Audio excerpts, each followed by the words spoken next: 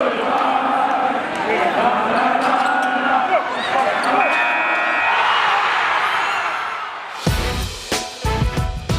the Locked On Podcast Network, your team every day.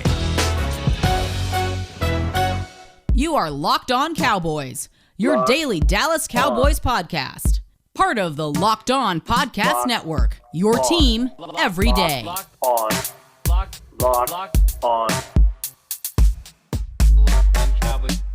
On Cowboys. Welcome back to the Locked On Cowboys podcast, presented by Built Bar. Today, you guys know about Built Bar. It's absolutely fantastic. Make sure you go to the website at builtbar.com to make sure you get 15% off your next order. I am joined today by Landon McCool. You can follow him on Twitter at McCoolBCB. You can also listen to him on the Best Coast Boys podcast. Landon, what's going on today, sir? Not much. We're doing questions for the first time in a long time. And I very, very overconfidently said that I didn't need you to send me the questions beforehand. I'd answered them live. And now I'm kind of regretting that because it's been a long time. I haven't flexed that muscle in a while. So I'm going to get thrown right back into the mix of this. And I hope you guys are fair and kind to me. No, we've got some really, really good questions. And I want to start with a question from Mark. He says, who was the better prospect coming into the NFL and out of the draft? Chidobe Awuzie or Kelvin Joseph? And would you consider Joseph a downgrade from what we saw last year from Awuzie? So remember, the Cowboys took Awuzie in the second round of the 2017 draft. They took Joseph, obviously, in the second round of this year's draft. Who do you think is the better prospect, Landon? That's a tough question, honestly, because I think Chidobe was probably a little bit of a safer pick, I would say, just because he's kind of clean off the field. He's a guy who produced on the ball a lot in college football. His athleticism profile is one that, obviously is in line with what you expect from a starting corner in the NFL. I think Joseph has a lot of that, but obviously with the kind of concerns with, changing teams and the coaching stuff, that kind of knocks him down. I think if you're asking me who has the better talent to come into this defense and play well, I think maybe Joseph, just because I think he's more of a and if we're talking about prospect, right? I think he has more upside there. I think he has a little bit further to grow. I think what we found with part of this is obviously hindsight, having been with Chidobe before. I think what we found is that Chidobe came out as kind of a more finished product. Had started a lot of games already in college football and kind of was who he was. So I would say that Joseph might be a little bit of a better prospect, just because I think you're going to have a little bit more upside there.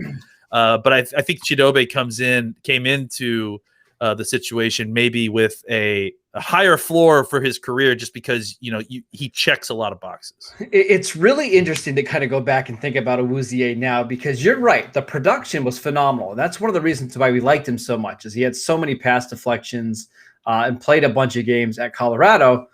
But you go back and you think about Awuzie, we weren't sure early on, is he a safety? Is he a corner? Is he a slot corner? Because we really didn't know, right? During his rookie year, he played a lot inside, and he even played some strong safety. And I think a part of that was because he just doesn't have very long arms. Like I'm looking at it now.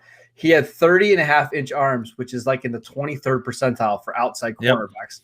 So he just wasn't very long, and he did flip back between positions. And then there's Joseph, who extremely athletic, extremely long, comes from the SEC, comes from, you can watch him against Devontae Smith and Jalen Waddle and all these great receivers.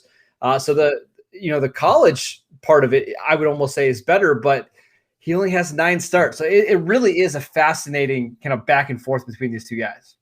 Yeah, I mean, if you're looking, you could probably find, better individual games of tape for Joseph, right? Because he went against guys that are, NFL receivers all day, every day. In Colorado, obviously, Chidobe didn't see that same level of receiver, but he has a much larger volume of record, right? But again, going back to your point, some of that was at safety. And I think that the funny thing is that if you look back at his career with the Cowboys, I think without a doubt, the reason he didn't get re-signed, the reason that he isn't considered to be a guy that the Cowboys were making a priority to come back was because he continually, and he just never got any better seemingly at finding the football when his back is turned to the quarterback. When he's in man coverage, he'd get up downfield, and he just couldn't make the play down the field if it was there. He would get really close, and sometimes he would knock it away, but he really struggled to find the football.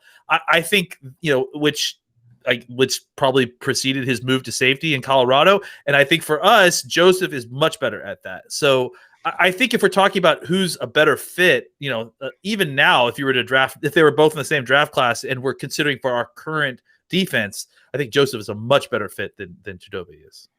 I will say, I wish Awuzie got to play in more of a zone-heavy defense, just because I do think he's pretty good when he can see it, right? Yeah. It's just when he doesn't know where the ball is at, he just has a hard time locating it. Because I remember as a rookie, Landon, I think it was a game against Washington on a Thursday night, was one of his best games I think I've ever seen him play.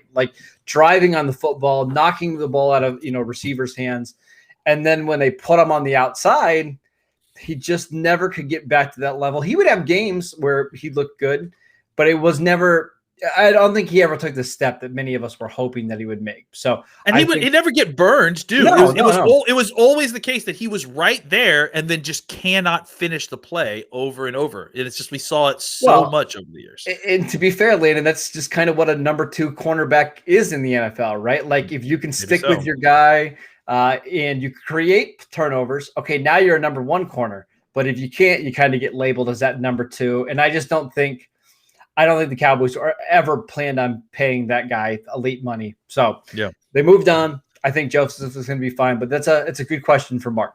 Let's take a quick break so I can tell you guys about Bet Online, the fastest and easiest way to bet on all your sports action. Get all the latest news, odds, and info on all your sporting needs, including MLB, NBA, NHL, and all your UFC and MMA action. Before the next pitch, head over to Bet Online on your laptop or mobile device and check out all the great sporting news, sign-up bonuses, and contest information. Don't sit on the sidelines anymore, as this is your chance to get into the game as teams prep for their runs to the playoffs. Head to the website or use your mobile device to sign up today and receive your 50% welcome bonus on your first deposit. Just make sure you're using that promo code LOCKEDON. Bet Online, your online sportsbook experts. All right, Landon, this next question comes from JJ. What are your opinions on Mike McCarthy after one season? What are some things that he did well last year, and what are some things that he can improve on? It's tough. This is, again, using last year as any kind of measuring stick for anything is just very difficult. Yeah. It's just a wash of a season. I think some of the things that we can kind of look at are in-game decision-making. Things like metrics towards going for it on 4th down, play calling on 3rd. I think a lot of that stuff I'm happy with. I'm satisfied with a lot of his choices in game. I think he was not afraid to play aggressive.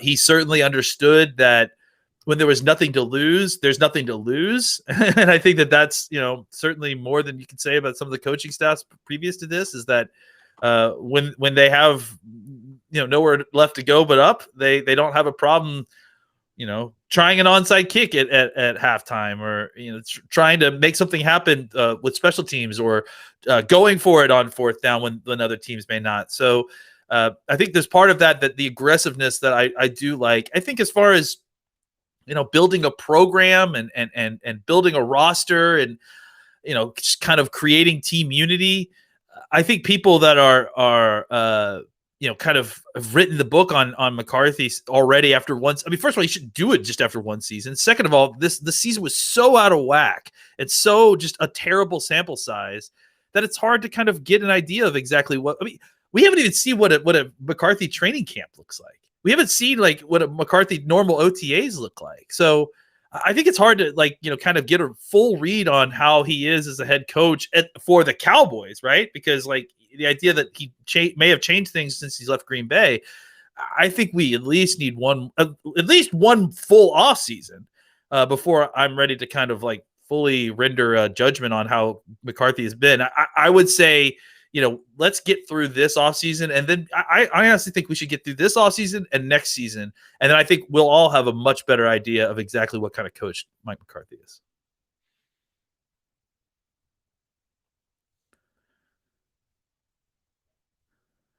I can't hear you, Marcus. I lost you. Oh, I got muted. There you go. We're back. We're back. Yeah. I was saying, but we need one more. So we need one more off season, one more regular season, right? I mean, what are your thoughts?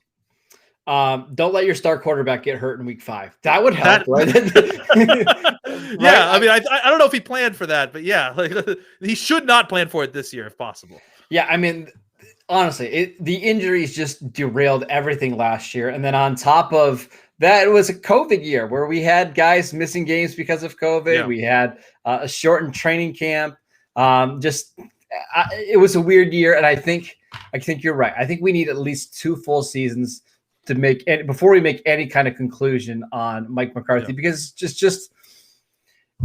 I don't know. I still like him. I still like you mentioned, the in-game, being aggressive, some of the, going in on 4th down, the pass run ratio, even despite a terrible offensive line and terrible quarterback, I really like. So I'm actually encouraged from what we saw last year. And I like that he's willing to bring on guys like Dan Quinn to help solve the defense, right? He fired Mike Nolan after 1 year. Well, I think he fired either Jerry Jones and Stephen Jones fired him, or he did, but they're willing to make changes to better the team. So I am excited. Let's get to some more questions, Landon. This one from Joshua. Do we envision Tony Pollard having a different role in Mike McCarthy's offense in year 2? I don't know that it'll be different. I think what we'll see is kind of how much of an extension it was of last season, and how honestly, I think a lot of it has to do with what kind of Zeke we get this year. I think looking back, the COVID stuff really affected him more than I think we were led to believe. I agree. I think he really struggled early on, and it kind of evened out a lot more by the end of the season when it didn't matter anymore. Yep. So I wonder if that is that kind of split that they were doing with Pollard at in the middle part of last year, where it was almost a 50-50 split. I wonder if that isn't something that may kind of go back to the something to the years previous when Zeke was getting a larger share of the carries. And Pollard is kind of used as a mix up. They'll have packages for him. He'll definitely get X amount of carries each game. They definitely will try to get him the football, but maybe not like a full split like we were seeing at different points last year. I would also say I don't think last year was a great judge to see how they're going to use Zeke and Pollard, because I think they had to keep I think they had to keep Zeke on the field a lot because the offensive line was so bad, right? Yep. And because you had so many different quarterbacks kind of coming in and coming out, you needed the guy that was more reliable in pass protection back there, and that's just Ezekiel Elliott. So if the offensive line is healthier, which we imagine that it will be, because I don't think it can be any less healthy than it was last year. Hopefully. Knock on wood. And then you've got your quarterback back there who's a little bit more mobile than Andy Dalton and Ben DiNucci. I think maybe you will see some more of Tony Pollard. So I would not worry about it. I think we'll see some touches go up for Tony Pollard. I'll just add real quick that I think that there was a certain point where you started to see the diminishing returns on the more carries you got with Pollard. It felt like we don't need to do this today. Oh boy. Okay. Yeah, we'll do this another time. But I think so you're talking about the San Francisco game because he was somewhat inefficient in the first half, right? No, I'm not talking about anything in particular. I mean, certainly, yes, maybe that's one of the games I'm talking about, but it wasn't just that. I felt like there was a point when he got more carries than you started to lose efficiency. That's all I'll say. Okay, we'll save that for a different day because I don't think that's the case at all. But all right, that's tough. All right, let's answer another question. This one comes from Tyler. He wants to know about the tight end position. Is it Blake Jarwin's spot as the tight end 1, or does he have to beat out Dalton Schultz? What should we expect for the Cowboys tight end position? Did Schultz do enough to make this maybe a low-key tight end battle in training camp? I don't know that he did enough to do that, but I think he did enough to make you consider running more 12 package personnel than you probably would normally. I think you look at the wide receiver core the Cowboys have. It's a pretty difficult argument to take one of those guys off the field, but after what Schultz showed you last year, I think the argument can be made. So I think, there's definitely I would not be surprised if we saw packages where Schultz was on the field and Jarwin was not. Well, let me ask you this. Like an 11 personnel, 3 receivers, 1 running back, which tight end would you rather have on the field with that group, Schultz or Jarwin? Jarwin. I mean, I think if he is close to what we saw previous to the last year. See, it's close to me, though, because Schultz is so much better of a blocker that I listen, and I get that Jarwin's a better receiver. He's more dangerous after the catch, but the trade-off in blocking is so drastic that I might be leaning Schultz, honestly, Landon. I really might be. Well, I think that there's certainly an argument to be made that they should be rotating the 11 personnel snaps. Like, I don't think that Jarwin needs to be the tight end every single 11 personnel snap. But I do think that Jarwin is the starter and should get the majority of those snaps. But along those lines, I don't think you're just treating Schultz as a tight end 2 that you're putting on the field because you want to play 12 personnel. I think Schultz is a guy that you may want to actually try to get on the field to get reps because I think he can do some things for you. Yeah, I just think if you want to run the ball out of 11 personnel, like on 1st and 2nd down, I just think I'd rather have Schultz in there. But if it's a 3rd and 8, I'd rather have Jarwin. So I think it might be a little bit dependent on the situation and maybe the opponent. Maybe if you're going against smaller linebackers, maybe you'll be better off to have somebody like Jarwin who can make plays down the field. Maybe there's certain situations where Schultz is the better play. So I do think Schultz, as you mentioned, I think he's warrant more snaps. We'll see if he takes away from Jarwin when they're both healthy. Let's take one more quick break, Landon, so I can tell you guys about Rock Auto. You guys know about Rock Auto. It's a family business that has been serving auto parts to customers for over 20 years online. They have for everything from engine control modules and brake parts, motor oil, and even new carpet. Whether it's for your classic or your daily driver, get everything you need in a few easy clicks delivered directly to your door. The rockauto.com catalog is unique and remarkably easy to navigate. Quickly see all the parts available for your vehicle and choose the brand specifications and prices that you prefer. Go to rockauto.com right now and see all the parts available for your car or truck. Write Locked On in the How Did You Hear About Us box so they know that we sent you. Amazing selection, reliably low prices, all the parts your car will ever need. Visit rockauto.com today. All right, a couple more questions, Landon. This is a really, really good one on Michael Gallup. It comes from Brady. What's the ideal situation for Gallup this year? Do they trade him? Do they sign him? Do they let him walk and get a compensatory pick? What do you think is the best way this plays out for Dallas? For Dallas or for Michael? Because that may be two different things. Let's say for Dallas. For Dallas, I think, along the lines of what he has been doing previously, I think he's your 2nd/3rd wide receiver. I think that is probably something that we'll have a conversation about at training camp. I think that he's a guy that is going to be the majority of your deep threat. I think he is the guy that they've kind of determined as the nine ball guy. I wouldn't be surprised to see his role expand a little bit this year, see him more in the slot than we had previously, as they attempt to move CD Lamb around a little bit more than they had last year. But I would imagine that his role is mostly the same as it has been these last few years, where he's an outside receiver. He's the guy that you're sending deep on a lot of these route concepts in order to kind of open things underneath for guys like Cooper and CeeDee Lamb. And I think that he thrives in that kind of role. He thrives as a kind of deep threat. I just think that there is a likelihood that you'll see a little bit more of kind of moving around a little bit more of that kind of sprinkled in as he expands his receiver capabilities. And I think, just to kind of showcase his talents a little bit before he becomes a free agent, I wouldn't be surprised if, in a world where they're trying to get CD to move around a little bit more to get him better matchups, that you obviously have to compensate with that by moving a guy like Gallup, and so that he'll see snaps inside, he'll see snaps at the X, he'll see snaps at the Z as well. All right, what about next year? Like, what's the contract way do they play out? Because if you're looking around the league, a lot of those receivers that were anticipating getting 14, 15, 16 million dollars a year didn't get that. And they had to settle for cheaper deals like Juju Smith-Schuster, $8 million a year. And then there's guys like Curtis Samuel and Nelson Aguilar that got 11, 12 million dollars a year, which still is weird to me.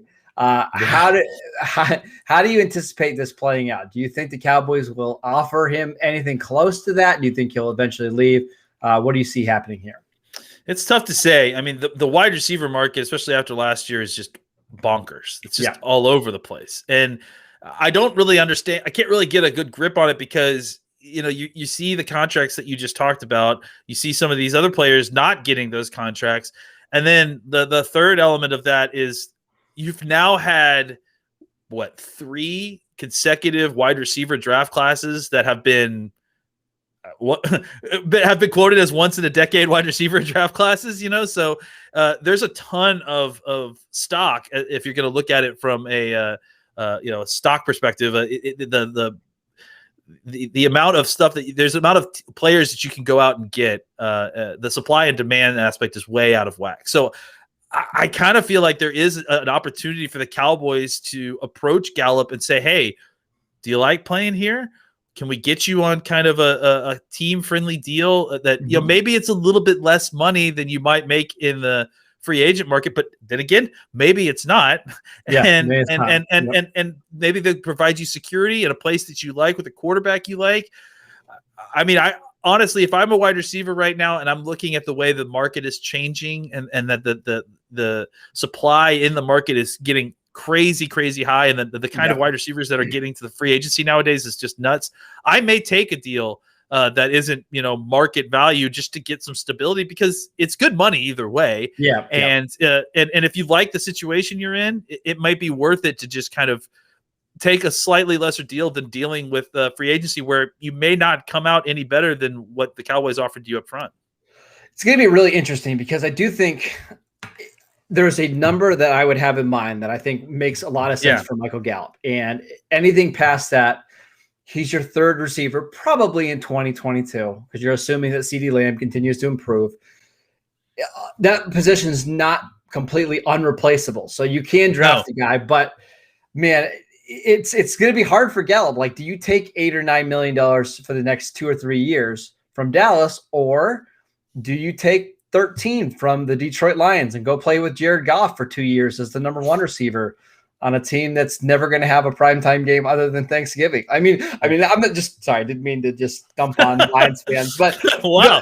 But I'm saying those are legit options, right? I mean, those are probably like his choices, and it's going to be really interesting because I think in Dallas, I think he can put up 1,000 yards every single year pretty effortlessly. Like, he's going to be going against the third best corner, probably go play in a bunch of big games, go get some money, or go on a team and be the number 1 receiver and get paid a little bit more, but have a much harder go of it. I don't know what the plan is going to be. I'm really curious to see how it works out because he's a really talented player. That's a great fit in Kellen Moore's offense. I'm curious to see what the Cowboys are going to do. There's a chance that he could make more money, through endorsements, through the full accoutrement of what it is to be a Cowboy, right? There's a chance that he could make more money as a third wide receiver for the Cowboys than he does being a first number 1 wide receiver for a team that doesn't get highlighted as much, that doesn't going to give him the opportunities that he will get here in Dallas. Let me give you a perfect example. Tyrell Williams was in the same Michael Gallup role for the Los Angeles Chargers for years, right? He was playing opposite of Keenan Allen and Mike Williams. He goes to the Raiders basically searching for that number 1 money. He gets it. He got $11 million that first year, and he got cut after a year, and now he signed a vet minimum contract with Detroit. If he would have just stayed with the Chargers and played as that third receiver and kept cashing, let's say $7-8 million checks a year, I guarantee you he's still on that team and he's still bringing in the money. So I think that's a cautionary tale of, like, don't go too far above what you are, right? Alvin Harper's the best example of this, right? Yeah, exactly. And now, I mean, Alvin Harper may be better, right? Because now imagine that the Chargers were the number one recognizable sports brand in the entire world. Like that's the other aspect of this is that we don't talk about it specifically, but Jerry Jones is going to help you get your money. Can I get maybe not from him? What about Laurent Robinson? Isn't that a perfect example? Exactly. Yeah, exactly. And he's better than Laurent Robinson. He's better than Laurent Robinson, without a doubt. Oh, definitely. But it's one of those things where he left a great situation to get great money. It only lasted a year in Jacksonville, and you're out of the league, right? Because that's just how fast things can change for receivers in this league. If you have a year or 2 bad years, you can be out in no time. If you aren't elite, it might be worth it just to take the solid money maybe not guaranteed, but the more guaranteed job where the bar is less for you. That might be worth it for you. Staying attached to a really good quarterback in a really good offense is always a smart thing to do, even if it means taking a little bit less money, because ultimately it will work out. Last question. This one comes from Lucas, and we actually got asked this a couple different times. Who do you guys expect to be the starting left guard this year? I think both you and I would be shocked if it's not Connor Williams, correct? Yeah, I think people underrate Connor Williams. He was good last year. He was. I mean, he was really good last year, and he was the only guy who I think played every single game on the offensive line. So, I think last year. This is what I'll say about last year's offensive line debacle. The only bright side out of it is look at all the experience these guys got. Connor Williams included. He just played 16 games where he was the best offensive lineman in 14 of them. That's ridiculous. Well, no. Zach Martin played more games than the second best one. But I mean, look who he played next to all season long, right? It was just a turnstile at the left. He had a rookie center on the right who also missed games. Now he's the guy having to make those guys better, right? As opposed to Travis Frederick and Tyron Smith making him better. So I think he learned a ton last year. I think he played really well for the most part, considering what was around him. And it kind of going back to like McGovern and Steele and Knight. The only good news about last year is that those guys all got snaps last year. So they have now the kind of experience that they can take into the offseason and learn a lot from. We should feel much better about the Cowboys offensive line going into this year, despite the injuries from last year, because Tyler Biadasz got some snaps. Because remember, at this time last year, we were hoping that Biadasz would see the field at some point over Joe Looney. He did and played pretty well. Connor Williams got better. We got to see Connor McGovern at this time last year. We never even got to see Connor McGovern take a snap in a practice, let alone a game. So I do feel much better about the overall depth of the offensive line compared to what we saw last year. That is it for today's show. Thank you guys for tuning in. As always, you can download and subscribe to the podcast on Apple Podcasts, Spotify, or wherever you get your podcasts. You can follow us on YouTube. You can watch us on WFAA. You can follow Landon at McCoolBCB. You can follow me at Marcus